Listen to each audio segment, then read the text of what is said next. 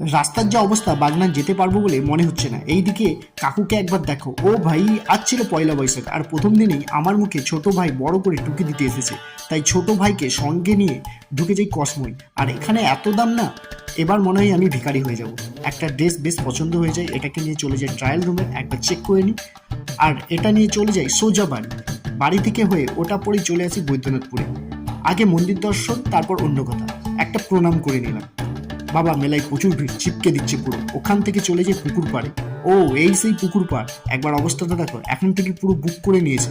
আর talented মানুষ না হলে এই জিনিসগুলো কেউ শ্যুট করতে পারবে না। যাই একটু আইসক্রিম খেয়ে আসি। আবারও পুকুর পাড়ে এসে দেখি চৌকি ঘুরছে। ও আচ্ছা আচ্ছা, এটাকে তো রংমহল বলে। রাতে আরো অনেক বাজি আছে, আমাদের বাড়ি এত সামনে, তাই চলে যেত। যাওয়ার পথে পড়ে যায় একটা দোকান, আর এখানে এসে দেখি বালা। আসতে দাদু, লাগে যে। বেশ ভালোই লাগছে। না থাক, বরং রেখেই দাও, অন্যদিন নিয়ে নেবো।